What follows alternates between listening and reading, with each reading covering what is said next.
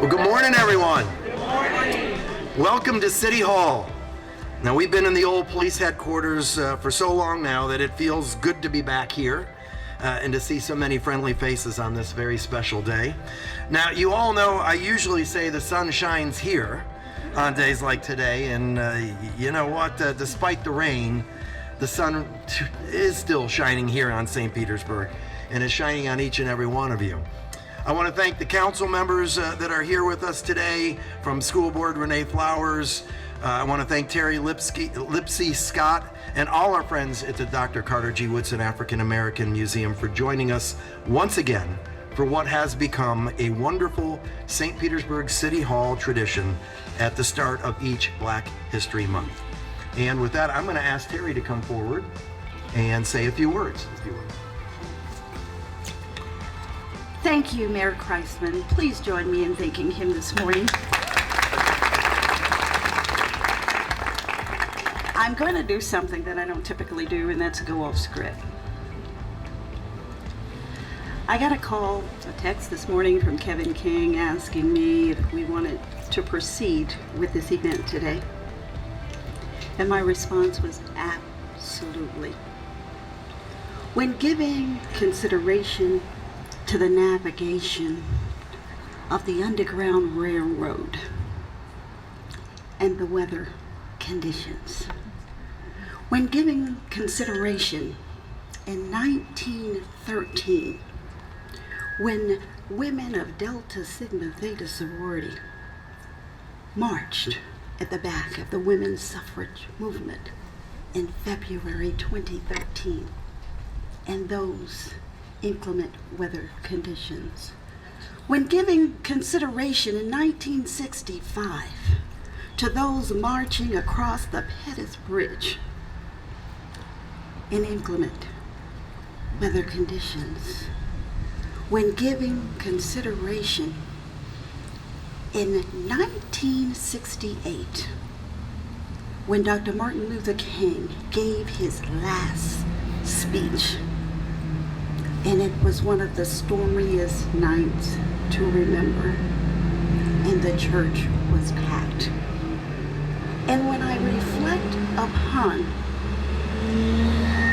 former President Barack Obama in Virginia receiving an announcement on the campaign trail that his grandmother had died in the storm, and the thought of me wanting to postpone this day in history, absolutely not. We as a people are resilient in so many ways. And the history that I have recanted also forced me to reminisce a little bit about wanting to have been there. Wanting to have been there with Harriet Tubman, wanting to have been a part of the women's suffrage movement, wanting to be a part of that audience when Martin Luther King spoke that night, wanting to be there in the rain when Barack Obama was campaigning. I was not there. But when history is written, I'd like for it to be noted that February the 1st, 2020, we are here in the rain paying tribute to Black history. For some of you who are here for the first time, I need you to know this is the 5th consecutive year that Mayor Rick Kriseman, along with city administration, will raise the Carter G Woodson flag over City Hall.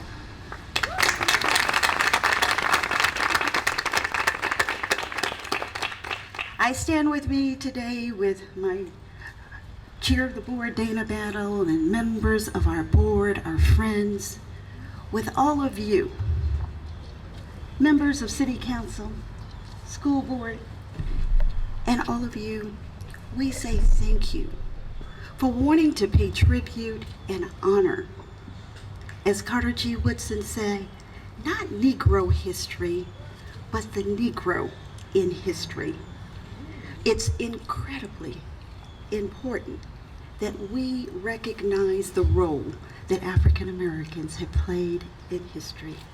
And we thank you for being here, and we are honored to participate in this wonderful celebration. Thank you.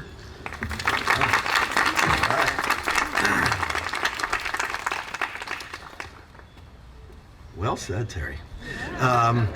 Well, I would be remiss in continuing my comments if I also didn't recognize, and I realized after I stepped aside, I said, oh my goodness, I did not say recognize you. My incredible Deputy Mayor and City Administrator, Dr. Kanika Tomlin. So Dr. Carter G. Woodson and a minister named Jesse Moreland founded a group dedicated to promoting the achievements of African Americans across the nation. These were the roots of Black History Month, and every president since Gerald Ford has formally designated February as Black History Month and endorsed a specific theme. This year's theme is African Americans and the vote. Well, I think everyone here knows what you need to do this election year. Get out and vote. And register your friends to vote. We need your voice now more than ever. Now, as you know, last year's vote right here in St. Pete led to 2 African American women on our city council for the first time ever.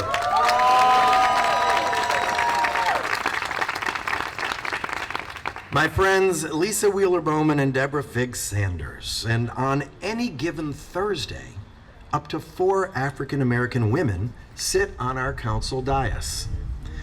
Our 2 elected officials, as well as our Deputy Mayor and City Administrator, Dr. Kanika Tomlin, and our Assistant City Attorney, Janine Williams. And I want you all to think about that for a moment. There are 12 seats up there.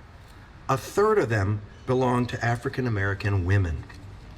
This is what St. Pete looks like in 2020. We are a city that doesn't just recognize and honor our national heroes, but our local ones too. And that's why you see Leon Jackson of the Courageous 12 serving as the Grand Marshal of our MLK parade. That's why we gather on days like this to honor the people who are not just leading the Woodson Museum today, but are building its future. And so on this day, the first day of February in the year of 2020, let us again raise this special flag and pay tribute to those who endured so much and blazed so many trails, both here in St. Pete and around our nation. Let's raise this flag again to tell the world why the sun shines here, even on the cloudiest or rainiest of days. And so, if I could have with me Lisa, Deborah, Kanika, and Janine, would you please join Terri and I as we raise the flag?